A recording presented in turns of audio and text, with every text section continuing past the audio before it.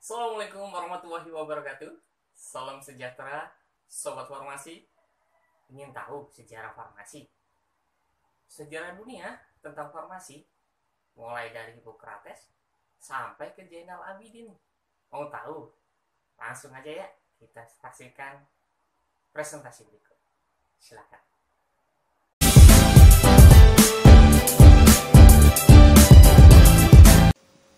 Sejarah kefarmasian. Manfaat mempelajarinya, kita dapat mengetahui sejarah farmasi dan perkembangannya hingga saat ini. Jadi mulai Hippocrates hingga saat ini ya di Indonesia, perkembangannya semacam apa akan kita pelajari di pelajaran kali ini. Kita mulai dari tokoh dunia yang berpengaruh dalam perkembangan farmasi. Di sini kita mulai dengan Hippocrates, yaitu seorang dokter Yunani ya. Di sini dia sebagai bapak ilmu kedokteran. Jadi memang farmasi dulu belum berdiri sendiri ya. Tidak ada orang farmasi ya di zaman dahulu kecuali itu dokter. Jadi dokter merangkap sebagai farmasis. Kemudian berkembanglah ya perkembangan dunia ya, ada Dioscorides. Jadi pada abad ke-1 dia mulai mengembangkan tumbuh-tumbuhan sebagai obat. Disinilah mulai peran farmasi lebih terlihat ya, terutama dalam bidang botani ya, botanikal. Jadi karyanya di sini De Materia Medica itu sampai saat ini bukunya kita pelajari bersama ya. Untuk tokoh berikutnya yaitu ada Galen. Biasanya kalau di farmasi lebih terkenal sediaannya itu farmasi Galenica ya. Jadi ini tokoh yang memformulakan obat-obatan, jadi diformulasi oleh dia menjadi bentuk sediaan.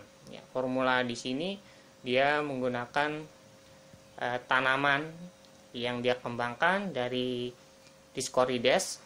Ya, Dioscorides pertama kan menemukan tanaman-tanaman yang untuk untuk pengobatan. Kemudian oleh si Galen ini dia memformulasikan tanaman-tanaman tersebut menjadi obat. Ya. Dan untuk tokoh berikutnya kita ada Philippus Aureus. Di sini dia mulai mengembangkan obat kimia sebagai obat. Ya, jadi mulai awalnya ada obat kimia, ya, dimulai dari perkembangan yang dituangkan oleh Philippus Aureus inilah. Jadi adanya kayak sekarang, kayak paracetamol, itu perkembangan awal yang ditemui zat kimia ya sebagai obat oleh beliau. Ya. Itu perkembangan dunia ya. Kita masuk ke perkembangan farmasi di Indonesia. Jadi di Indonesia itu semacam apa sih? Ya. Biasanya pada tahun 1797 itu berdiri sekolah farmasi pertama memang di Prancis. Di Indonesia belum ada. Dan itu pun di Amerika Serikat itu baru tahun 1821. Sedangkan di Indonesia tahun berapa? Ya. Nah, di Indonesia ini kita berdiri ya mulai tahun 1960 setelah kemerdekaan. Ya, setelah kemerdekaan itu dari pemerintah sudah ada surat resmi ya mengenai pendidikan tenaga asisten apoteker.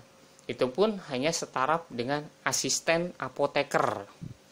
Jadi sebelumnya pengobatan farmasi itu masuk ke dunia kedokteran. Setelah dipisah dibentuklah asisten apoteker. Ini awal asisten apoteker. Apotekernya sendiri belum ada sekolahnya di Indonesia pada tahun itu. Jadi pada tahun 1960 1960 itu baru dibekukan, ya, dibakukanlah untuk pendidikan tenaga asisten apoteker. Ya, untuk apotekernya sendiri diarahkan untuk kuliah ke luar negeri pada saat itu. Nah, jadi perkembangan pada Februari dulu awalnya, ada di bulan Februari tahun 1946 ya, setelah kemerdekaan itu sebenarnya sudah ada persatuan ahli farmasi yang didirikan oleh Pak Zainal Abidin. Nah, ini biasanya kalau teman-teman dari asisten apoteker ya lebih menyebutnya Pak Zainal Abidin ini sebagai Bapak Farmasi Indonesia gitu. Tapi ungkapan ini tidak bisa dijadikan pedoman sebagai Bapak Farmasi Indonesia ya. Itu hanya belum disahkan saja. Jadi Bapak Zainal Abidin inilah yang sebagai ketua ya, pendiri dari Persatuan Ahli Farmasi Indonesia yang pertama. Sehingga pada tanggal 13 Februari ini biasanya kita peringati sebagai Hari PAVI se-Indonesia. Kemudian menginjak lagi pada bulan September tahun 1965 barulah dibentuk Ikatan Sarjana Farmasi. Karena untuk pendidikan farmasi itu sendiri sudah mulai dikeluarkan oleh pemerintah pada tahun 1960. Sehingga hadir Ikatan Sarjana Farmasi atau disebut dengan ISFI yang sekarang menjadi IAI, Ikatan Apoteker Indonesia. Jadi sejak tahun 1965 sekolah asisten apoteker itu berubah menjadi sekolah manajemen menengah farmasi ya, SMF. Sampai tahun 1990-an itu SMF. Ya, SMF pun berakhir itu pada tahun 2001. 2001 terakhir dibentuknya SMF, kemudian berganti menjadi SMK Farmasi.